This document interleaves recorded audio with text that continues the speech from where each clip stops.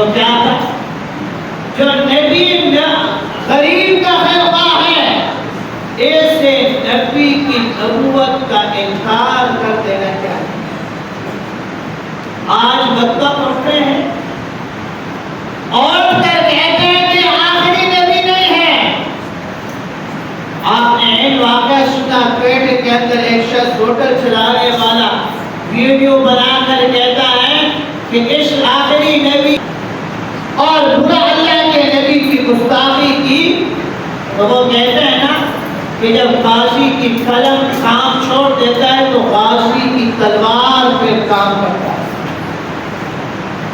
کل پشاور کے اندر ایک غازی خالد نے ایک جج بدبخت گستاخ رسول کو جہنم مثال کیا۔ آج پیٹے کے اندر ایک پولیس کی وردی کے اندر یہ پولیس والے، یہ فوج والے بھی ایماندار ہیں، لیکن ایمان نہیں ہے۔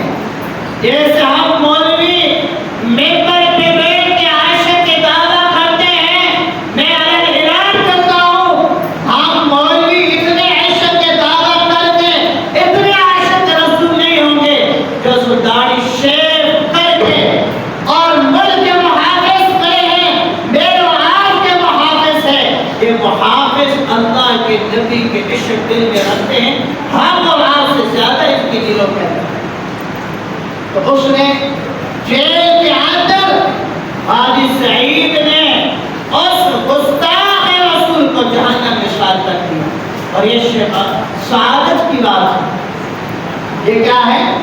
سعادت کی بات ہے۔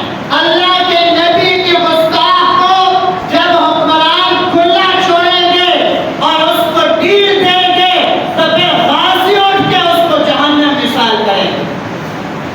اگر کوئی اللہ کے نبی کی گستاخی کرے، اللہ کے نبی کے صحابہ کی گستاخی کرے اور یہ سمجھے میں پاکستان میں آزاد دے دوں گا، امریکہ کے آنکھوں کو خوش کرے گا، تو پھر کمزور سے کمزور جو تمہارے تصور میں بھی نہیں آئے گا، ایک ایماندار کھڑے ہو کر اس کو جہنم میں سال کر کے اور پھر سعادت سمجھے گا۔ کیا سمجھیں گے؟ حاجی سعید کے والد کو آپ دیکھیں لوگ مبارکباد دے رہے ہیں، اور وہ کہتے ہیں میری زندگی کی بڑی سعادت یہی ہے کہ آج میرے بیٹے نے جو اللہ کے نبی کی گستاخ کو جہنم ٹھکانا ہے۔ تو ہم کہتے ہیں حکمرانوں، ادارے والوں، گستاخوں کو لگان دو۔ پھر کہتے ہیں مولوی فرقہ وارایت کر رہے ہیں۔ ہم نہیں چاہتے اس ملک کو، یہ ملک کس نام میں آزاد ہوا ہے؟ لا الہ الا اللہ۔ پاکستان واحد ملک ہے جو اسلام کے نام پہ آزاد ہوا ہے۔ تو ہم چاہتے ہیں اس میں ہمارے نبی کی عزت محفوظ نہیں ہے، اس ملک میں ہمارے قرآن کی عزت محفوظ نہیں ہے، اس ملک میں ہمارے نبی کے صحابہ اہل بیت اور صحابہ محفوظ نہیں ہے، تو پھر ہماری زندگی فضول ہے۔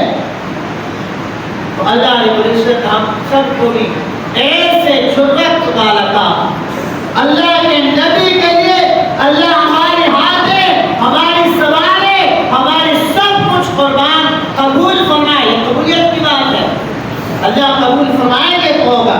اللہ ہم سب کو عمل کرنے کی توفیق نصیب فرمائے۔ زندگی کا ملاقات کا میرا آپ کو